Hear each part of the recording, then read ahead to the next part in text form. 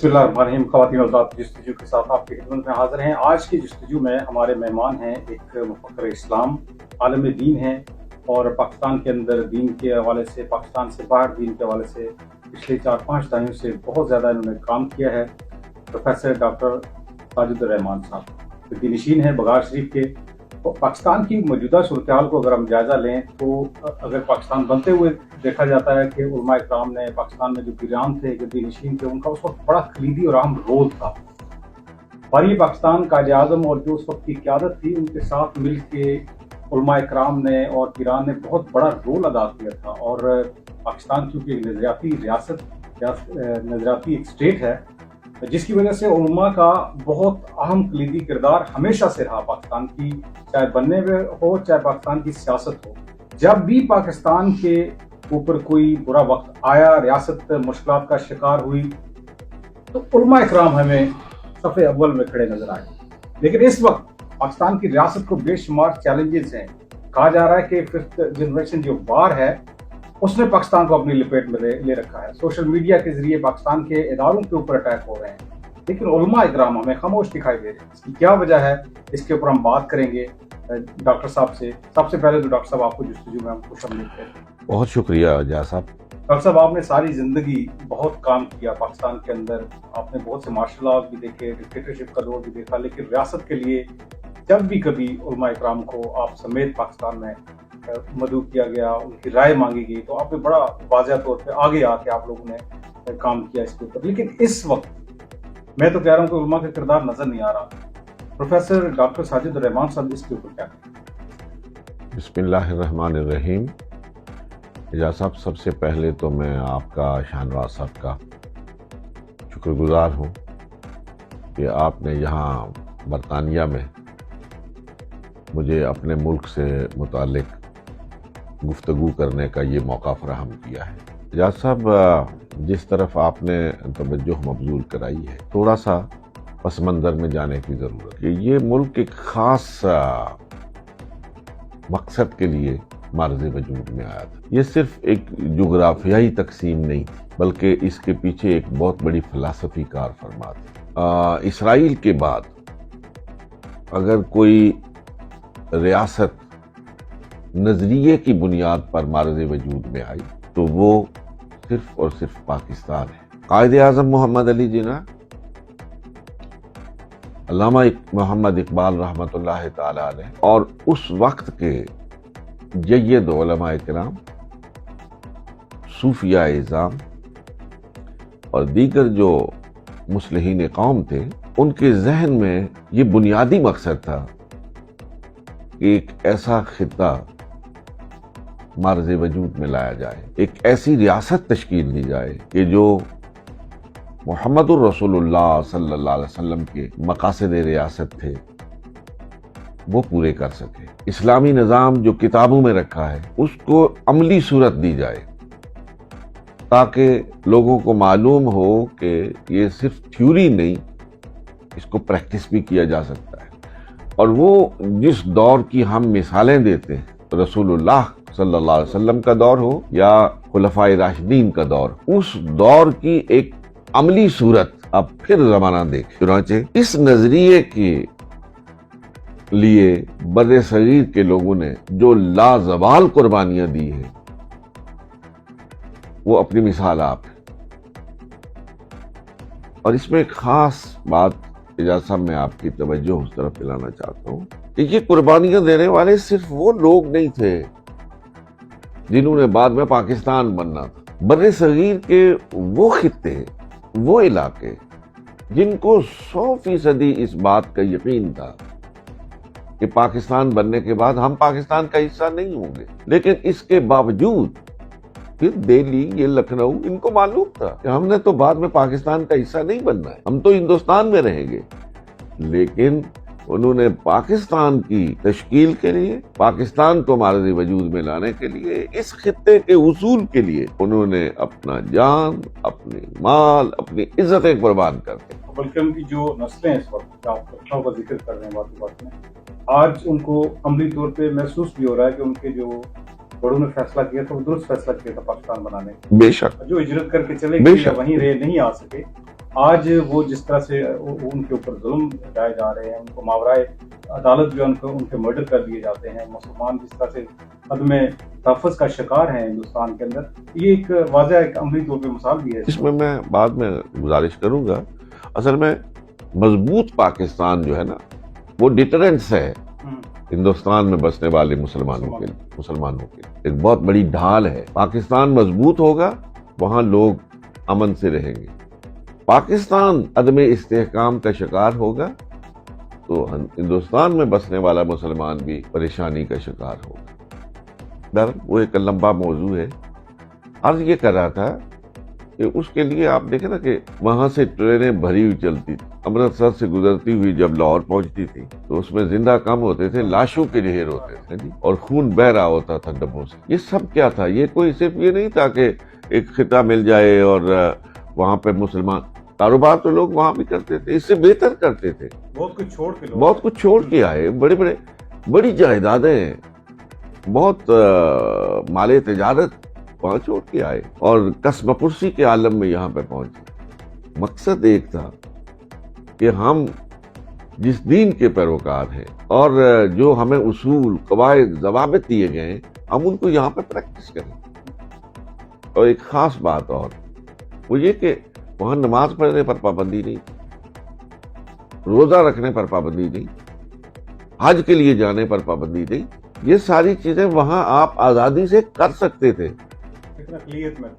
لیکن اس کے باوجود ایک حکومت ہم چاہتے تھے، ایک ریاست چاہتے تھے جس میں اسلام کا سیاسی نظام جو ہے اس کو لوگوں کے سامنے پیش کیا جا سکے۔ کتنا کر سکتے تھے؟ میں وہی عرض کر رہا ہوں، پاکستان بن گیا لیکن ہم وہ وعدہ ایفا نہ کر سکے۔ آپ کو معلوم ہے، یقیناً معلوم ہے کہ جس وقت قائد اعظم محمد علی جناح رحمت اللہ تعالی علیہ نے سرحد کا دورہ کیا تو پیر صاحب مانکی شریف نے یہ اٹک پل سے لے کے پشاور شہر تک لوگوں کے ہاتھوں کی زنجیر بنوا دی استقبال کے لیے، اور کہا کہ کوئی میلی آنکھ سے بھی اگر قائد اعظم کی طرف دیکھے گا تو ہم آنکھ نکال دیں۔ حضرت پیر جماعت علی شاہ صاحب رحمۃ اللہ علیہ نے سونا ڈھیر کر دیا قائد اعظم صاحب کے سامنے۔ پاکستان، ہندوستان کے جید علماء، صوفیہ اس وقت قائد اعظم کی شانہ بشانہ تھا۔ دیوبندی علماء میں سے فکری طور پر کچھ لوگوں نے اختلاف کیا، لیکن میجارٹی مولانا شبیر احمد عثمانی، مولانا ظفر احمد عثمانی، یہ وہ لوگ تھے جنہوں نے پاکستان کا جھنڈا لگایا۔ لیکن جن لوگوں نے اختلاف کیا بعد میں تو وہ سارے جی بعد میں جنہوں نے پہلے اختلاف کیا بعد میں تو ان کا اختلاف نہ رہا نا۔ نہیں، انہوں نے تو واضح طور پر کہا تھا، اولیاء شاہ بخاری نے کہا، انہوں نے کہا پہلے اس بات پہ اختلاف ہو سکتا ہے کہ یہاں پہ مسجد بننی چاہیے یا نہیں بننی چاہیے، کچھ لوگ کہیں گے بننی چاہیے، کچھ لوگ کہیں گے نہیں بننی چاہیے، لیکن جب مسجد بن جائے تو پھر اس مسجد کی حفاظت تمام مسلمانوں کی ذمہ داری ہے۔ انہوں نے کہا پہلے ہم کہتے تھے پاکستان بننے کے یہ فوائد ہیں، یہ نقصانات ہیں، ہماری ایک رائے تھی، لیکن اب پاکستان بن چکا ہے، وہ بمنزلہ مسجد ہے، اب اس کی حفاظت کی ذمہ داری ہم پر ہے، ہر مسلمان پر ہے۔ جہاں کہیں کوئی مسلمان بستا ہے اس کو پاکستان کا خیر خواہ ہونا چاہیے۔ لیکن جب پاکستان بن گیا نا تو وہ جو بانی پاکستان تھے قائد اعظم محمد علی جناح، اللہ تعالیٰ کروڑوں رحمتیں اور برکتیں نازل فرمائے ان کے مزار پر کہ اس نے بر صغیر کے مسلمانوں کو آزادی دلوائی۔ اس نے کہا تھا، قائد اعظم صاحب رحمت اللہ علیہ نے کہا تھا کہ ہم کون ہوتے ہیں پاکستان کا آئین بنانے والے اور قانون بنانے والے؟ پاکستان کا آئین اور قانون تو 1400 سال پہلے محمد رسول اللہ صلی اللہ علیہ وسلم نے ہم کو دے دیا تھا، ہمارے پاس موجود ہے۔ آپ کی باتوں پہ جی ہم سنتے رہیں گے، لیکن آپ کی اجازت سے ایک بریک لیتے ہیں۔ جی بسم اللہ۔ حاضرین حضرات، ایک بریک لیتے ہیں، بریک کے بعد پروفیسر ڈاکٹر ساجد الرحمان صاحب سے پاکستان کے جو موجودہ حالات ہیں، یقیناً انہوں نے پاکستان کے جو ابتدائی دور تھا اس کو بھی زیر بحث لایا، علماء کے کردار کو بھی انہوں نے بیان کیا۔ اب آنے والا دور جو ہے اس میں علماء کے کردار کو یہ کیسے دیکھتے ہیں اس کی بات کریں گے۔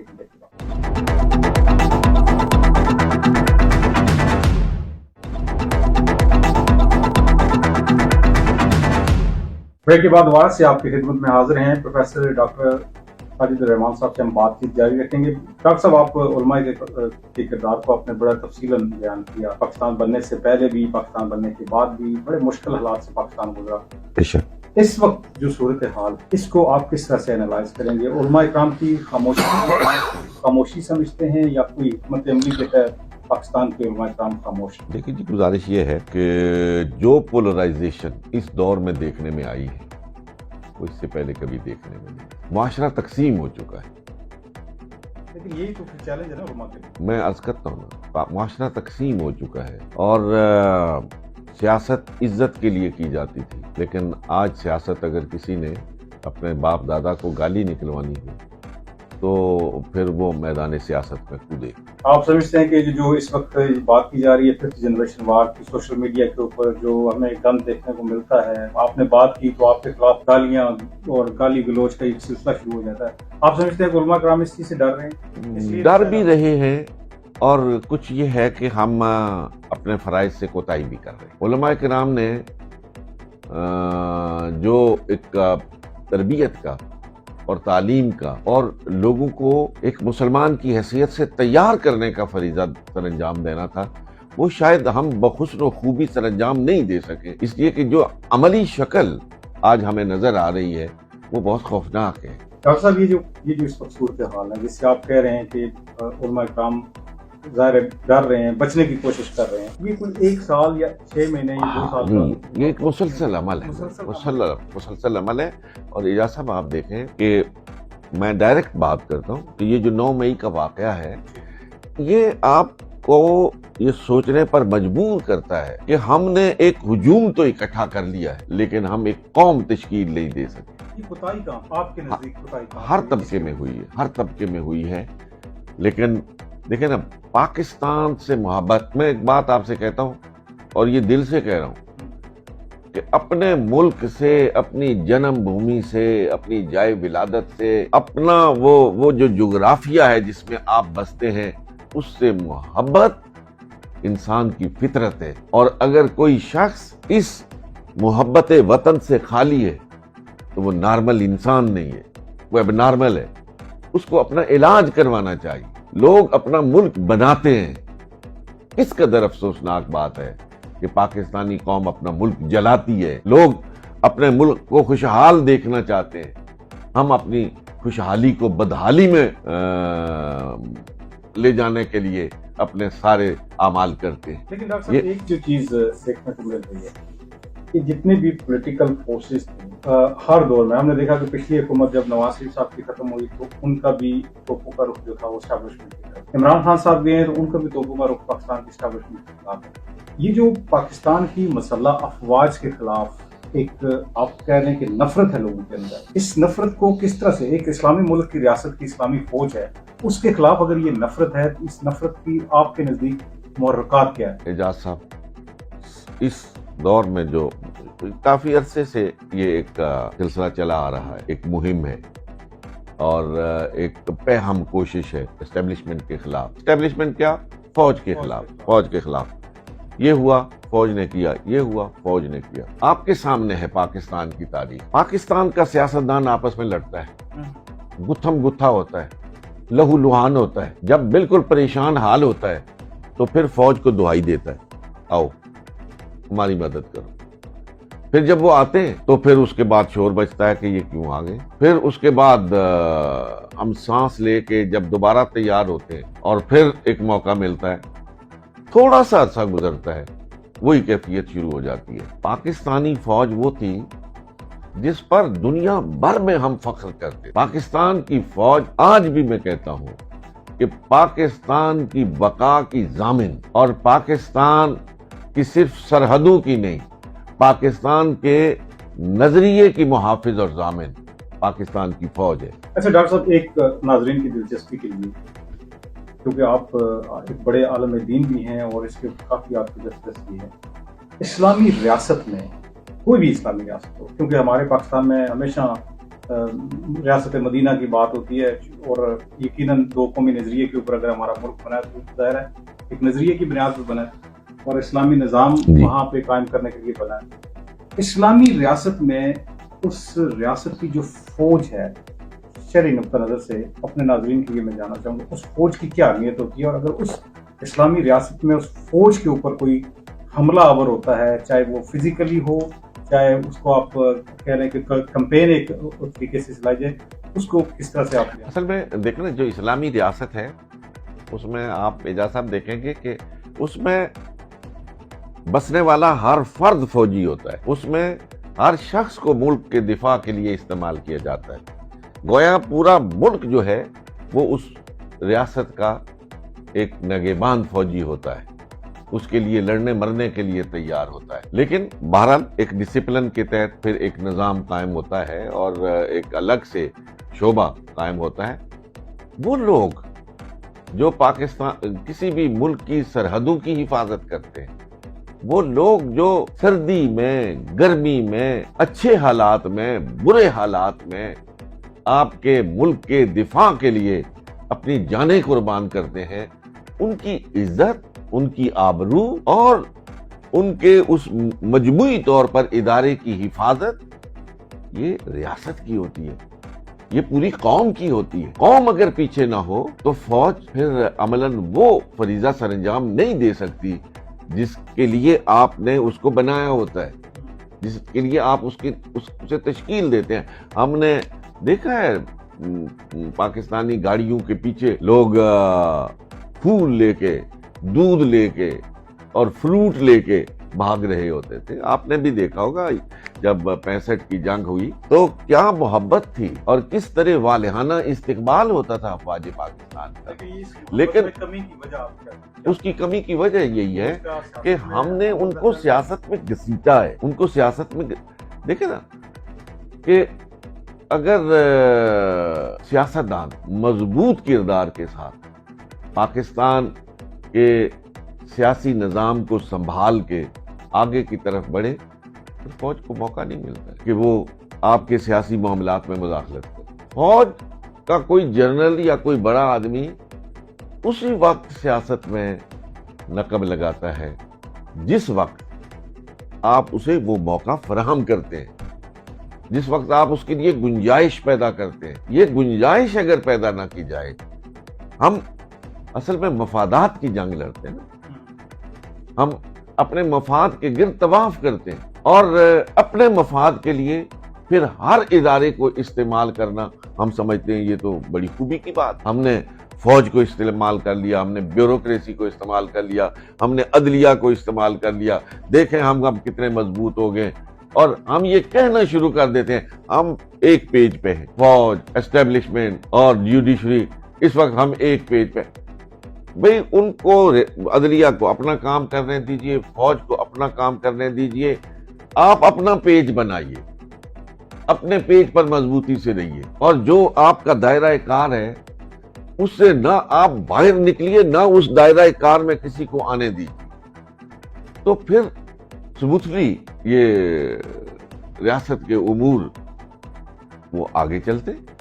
لیکن جب آپ موقع فراہم کرتے ہیں، جب آپ ڈھیلے پڑ جاتے ہیں، جب آپ اپنے اقتدار، دیکھیں اقتدار لوگوں کے لیے مشعل راہ اس وقت بنتا ہے جب عمر بن عبدالعزیز کے کردار کو اپنایا جائے کہ حکومت بے شک 1.25 سال رہے، جاتی ہے تو جائے، لیکن جن اصولوں کو مضبوط بنانے کے لیے اور بروئے کار لانے کے لیے میں اس تخت پہ آ کے بیٹھا ہوں، میں وہ کر کے رہوں گا۔ تو پھر گفتگو جاری رکھیں گے۔ آپ سن رہے ہیں پروفیسر ڈاکٹر ساجد الرحمان صاحب سے، تو ہماری بات چیت جاری رہے گی، لیکن بریک لے لیتے ہیں، بریک کے بعد دوبارہ حاضر ہوتے ہیں ہمارے ساتھ۔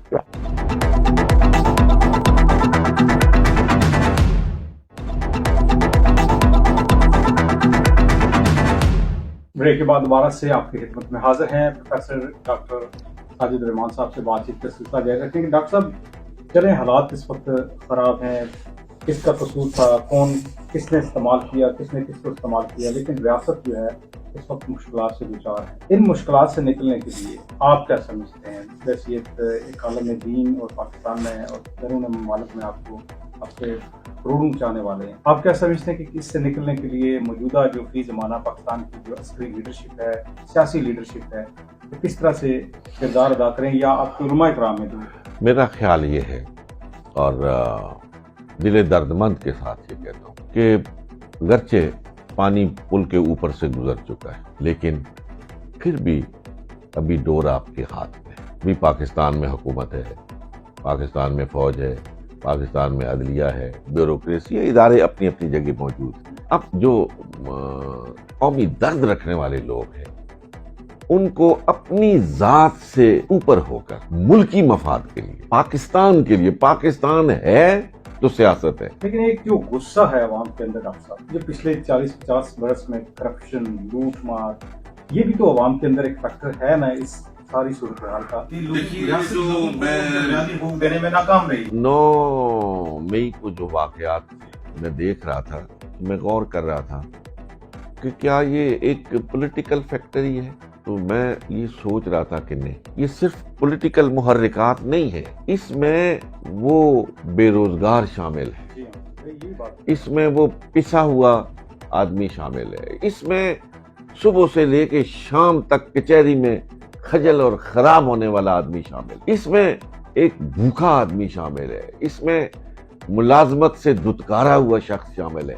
یہ سارے فیکٹر شامل ہو کر پھر اس افراتفری کا اور بدامنی کا شکار ہوئے اور سبب بنے۔ ہم نے یہ ملک مساوات کے لیے قائم کیا تھا، ہم نے یہ ملک اس لیے قائم کیا تھا کہ یہاں رسول اللہ صلی اللہ علیہ وسلم کی ریاست کی طرز پر ہر شخص کو عدل ملے گا، ہر شخص کو تعلیم ملے گی، ہر شخص کو ملازمت ملے گی، جینے کا حق ملے گا، اسے عزت اور آبرو ملے گی، لیکن نہ ہم وہ طبقاتی تقسیم ختم کر سکے اور نہ ہی لوگوں کو یعنی قوت لا یموت جس کو کہتے ہیں نا کہ زندہ رہنے کے لیے خوراک مہیا کر سکے۔ اسپتال میں دوئی کا عمل، تعلیم میں دوئی کا عمل، سیاست میں دوئی کا عمل، طبقات میں طبقہ در طبقہ تقسیم۔ نتیجہ یہ ہے جو ہم نے 9 مئی کو دیکھا ہے۔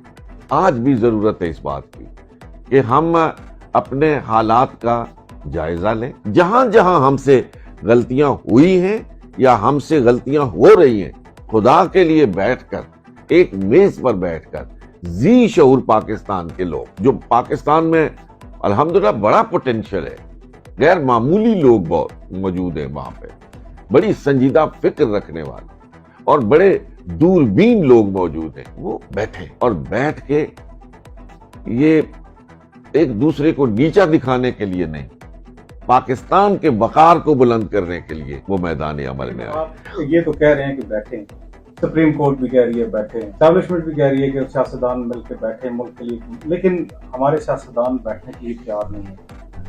تو کیا ایسا اقدام اٹھایا جائے؟ میرا خیال ہے کہ یہ جو واقعات ہوتے ہیں نا جس طرح کے، اسی میں پھر نئی قوت ایک ایمرج ہوتی ہے، ایک لوگ میرے خیال میں اتنا پریشر بڑھے گا کہ لوگوں کو بیٹھنے پر مجبور کر دے گا، سوچنے پر مجبور کر دے گا، ورنہ ہماری چولیں کچھ ہل چکی ہیں، مزید ہل جائیں گی۔ الحذر اے چیرہ دستہ، سخت ہیں فطرت کی تعزیریں، جو قوم افتراق اور انتشار پر قابو نہیں پا سکتی پھر اسے اس کے نتائج بھگتنا پڑتے۔ اب چاہے چاہیں یا نہ چاہیں، ان کو ایک میز پر آنا چاہیے اور آنا پڑے گا سب کو، اور بیٹھ کے۔ اور دیکھیے میں ادھر مغرب میں بھی آنے جانے کا اتفاق رہتا ہے کہ جہاں سب سیاست اور سیاسی فکر اور سیاسی اختلافات ہر جگہ ہے، لیکن کوئی شخص بھی برطانیہ میں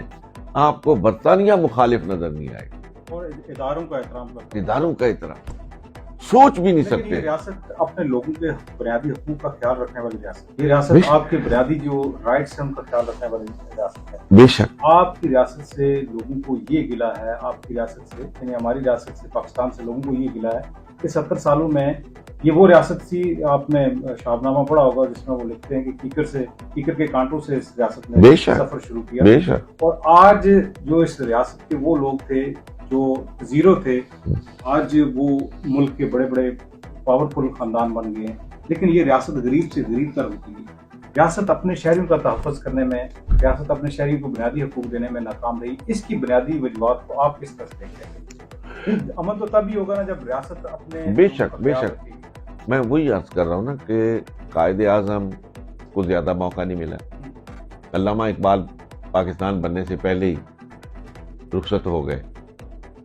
وہ لیڈرشپ جس نے ایک دردمندی کے ساتھ پاکستان کی بنیادیں رکھی تھیں اور پاکستان معرض وجود میں آیا تھا، ان کو تو زیادہ موقع نہیں مل سکا. بڑا تھوڑا عرصہ گزرنے کے ساتھ ہی مفادات کی ایک جنگ شروع ہو گئی، اور اس مفادات کی جنگ میں ہم نے جو قومی تعلیمی تربیتی نظام قائم کرنا تھا اور اس قوم کو، اس پاکستان کے بسنے والوں کو ایک قومی صورت میں تیار کرنا تھا، لیکن ہمارے ہاں ہم نصاب تعلیم نہیں بنا سکتے، ہم اپنا نظام تعلیم نہیں بنا سکتے. پاکستان میں ایک نصاب تعلیم نہیں ہے، ایک ایک گلی میں ایک ایک نصاب پڑھایا جا رہا ہے. نظام تعلیم ایک ایک گلی میں مختلف نظام تعلیم ہے. طبقاتی تقسیم ہے جی. ایک طبقہ تیار کیا جاتا ہے کہ اسی نے حکمرانی کرنی ہے، اور ایک طبقہ کہ یہ تو بہرحال خدمتگار ہے، اس نے خدمت کرنی ہے. جب تک یہ ہم زرعی اراضی کے جو مسائل ہیں ان کو بھی تک طے نہیں کر پائے.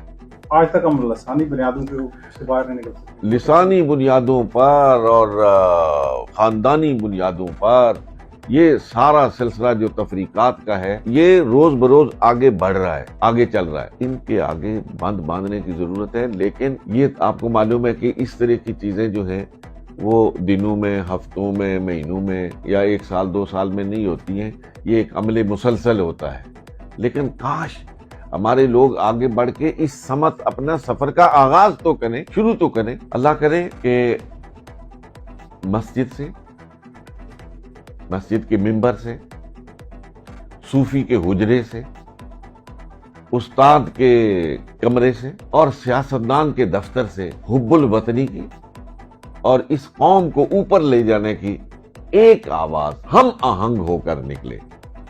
آپ دیکھیے گا پاکستانی قوم کا پوٹینشل، اس کی راست سوچ اور فکر کس طرح ابھر کر سامنے آتی ہے.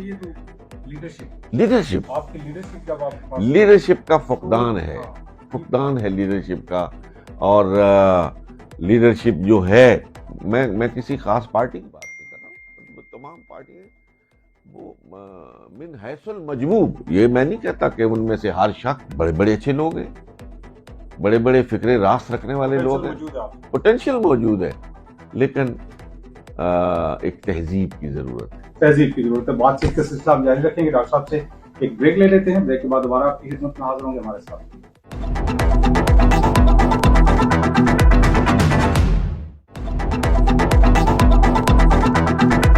کے بعد دوبارہ سے آپ کی خدمت میں حاضر ہیں، اور پروفیسر ڈاکٹر ساجد رحمان صاحب جو کہ گدی نشین بگاڑ شریف کے، وہ ہمارے ساتھ ہیں اس وقت. برطانیہ ہر سال آتے ہیں یہاں دین کی تبلیغ اور اس کی ترویج کے لیے، کئی سالوں سے یہ کام کرتے ہوئے دکھائی دے رہے ہیں. ڈاکٹر صاحب بڑی ہم نے سنجیدہ گفتگو کی، تھوڑا سا آپ کی ہیلتھ کے حوالے سے بھی آپ کے چاہنے والے بڑے فکر مند رہتے ہیں. تو برطانیہ کتنے عرصے بعد آپ کو چکر لگا؟ میں پہلی دفعہ تو 91 میں آیا تھا جی، پھر بیچ میں تعطل رہا، اور پھر 98 سے سوائے یہ جو کورونا کا سلسلہ ہوا، میں مسلسل سال بعد آتا ہوں، اور کوئی 1 مہینہ یہاں کی زمہریری ہوا میں وقت گزارنے کا موقع ملتا ہے. یہاں خانقاہ سے تعلق رکھنے والے بہت احباب ہیں جو مختلف شہروں میں بستے ہیں، اور ان سے ملاقات بھی ہوتی ہے. یہاں ہمارے بزرگوں کے ایصال ثواب کے لیے مجالس کا بھی انعقاد ہوتا ہے، اور خود میرے لیے بھی یہ ہوتا ہے کہ سال بار ایک دفعہ چکر لگانے کا، اور تھوڑا سا ادھر سے نکل کے یہاں تھوڑا سا آزاد فضاؤں میں گھومنے پھرنے کا موقع مل جاتا ہے. پاکستان میں بھی بڑے ایسے ہمارے علاقے ہیں، بڑے پرفضا مقامات ہیں، لیکن ڈاکٹر صاحب جس جگہ پہ، جس آب و ہوا میں ہم کھڑے ہیں، یہ ایک غیر مسلم کنٹری ہے، اور اس غیر مسلم کنٹری میں جو چرند پرند ہیں ان کے حقوق کا بھی باقاعدہ خیال رکھا جاتا ہے.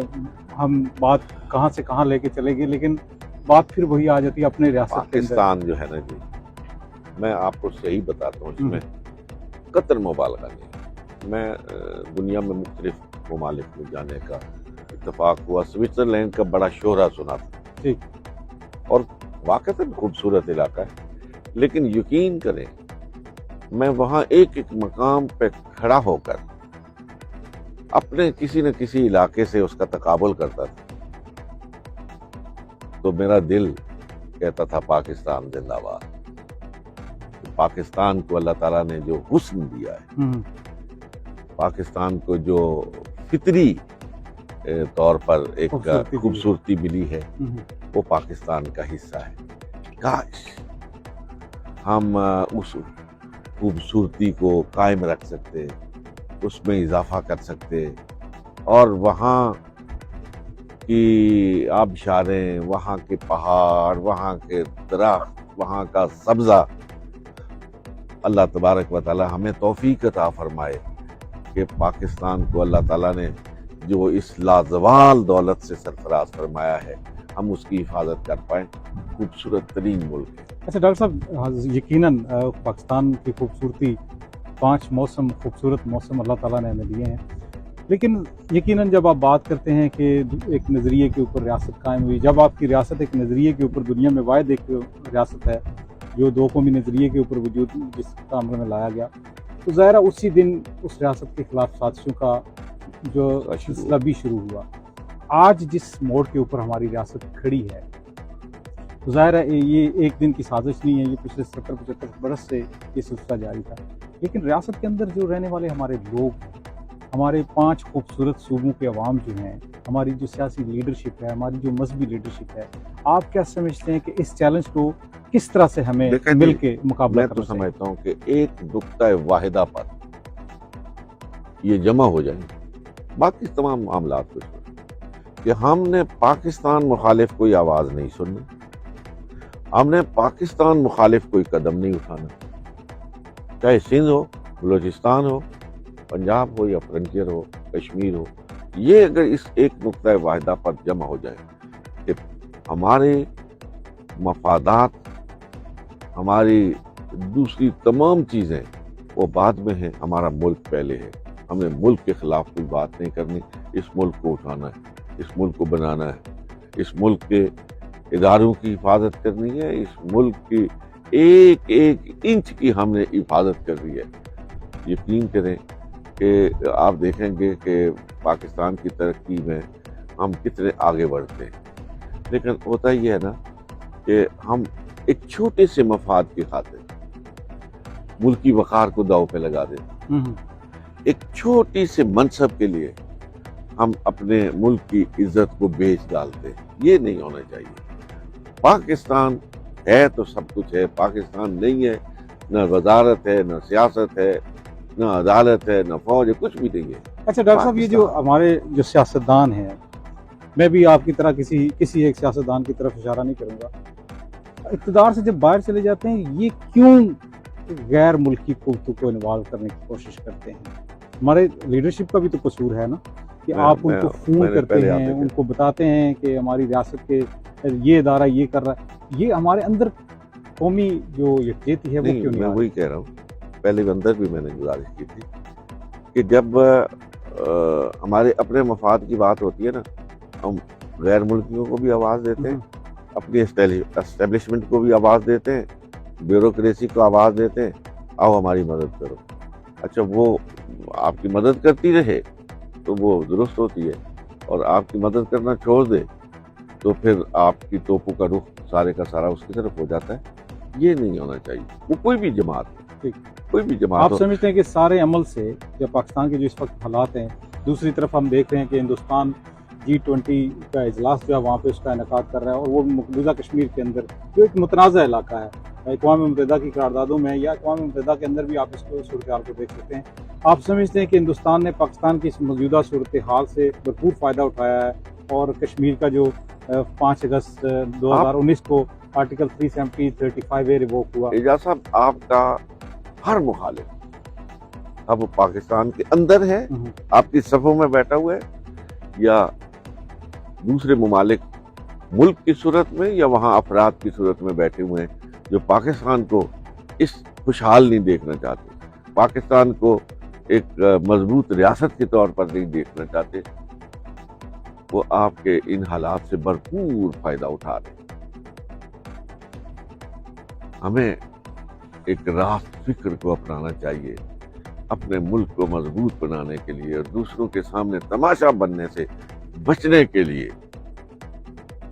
جو مجموعی ایک ڈھانچہ ہے پاکستان کا اس کو مضبوط بنانا چاہیے. ڈاکٹر صاحب، آپ سمجھتے ہیں کہ پاکستان کے سید علماء اکرام پیران اس صورتحال میں کوئی ایسی کانفرنس کا انعقاد کریں کہ آل پارٹیز کانفرنس ہو جس میں تمام پارٹیز کے لوگوں کو اکٹھا کیا جائے صرف یونٹی دکھانے کے لیے دنیا کو پاکستانی قوم اور پاکستانی لیڈرشپ اپنے ملکی مفادات کے لیے ایک ہے اور اپنی مسلح افواج کے ساتھ؟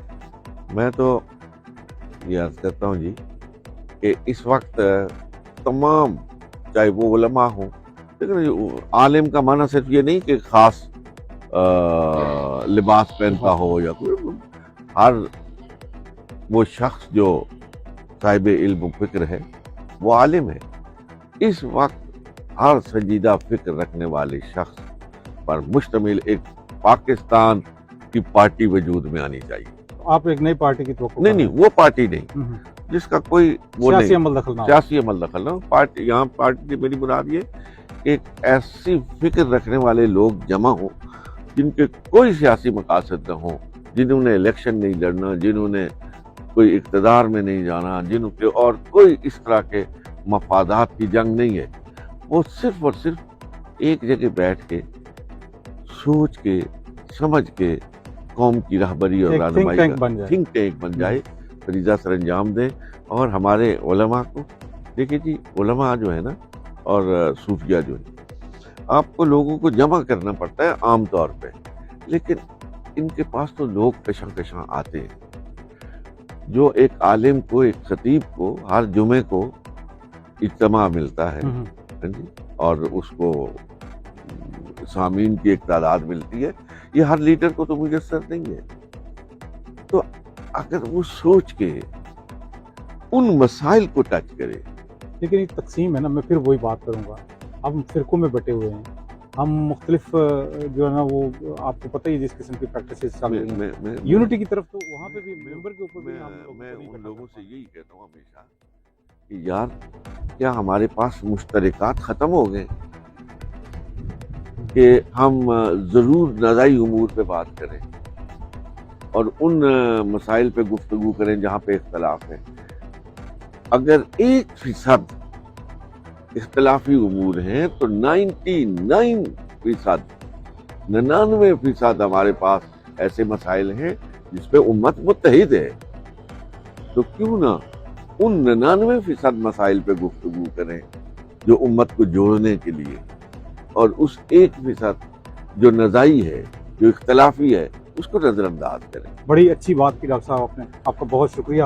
بڑا قیمتی وقت آپ نے شکر گزار ہوں. آج یہاں مل کے آپ سے بہت خوشی ہوئی. پروفیسر ڈاکٹر ساجد الرحمان صاحب جو کہ بڑے مفکر عالم دین ہیں اور پوری دنیا میں ان کے بہت لاکھوں کروڑوں چاہنے والے ہیں، آج بھی ان جیسے محب وطن پاکستانی علماء کرام بڑی تعداد میں پاکستان کے اندر بھی اور باہر بھی موجود ہیں، جو اپنی ریاست کے لیے فکر مند ہیں، جو چاہتے ہیں کہ ہماری ریاست پروگریس کرے، آگے بڑھے، دنیا کے نقشے میں ترقی کرتی ہوئی دکھائی دے. لیکن یہ جو چھوٹے موٹے مسائل ہیں ان سے نکلنے کے لیے یہاں پروفیسر صاحب کا یہ کہنا ہے کہ ایک تھنک ٹینک بننا چاہیے کہ جو اختلافات ہیں ان سے کیسے چھٹکارا حاصل کیا جا سکتا ہے، آگے بڑھنے کے لیے ہماری ریاست کو کس طرح سے مضبوط کیا جا سکتا ہے. اس کے لیے سب کو اکٹھا ہونا ہوگا، اس کے علاوہ ریاست کے پاس کوئی حل نہیں ہے. جہاں رہیں خوش رہیں. اللہ تعالیٰ آپ سب کو اپنی حفظ و ایمان میں رکھے. خدا حافظ.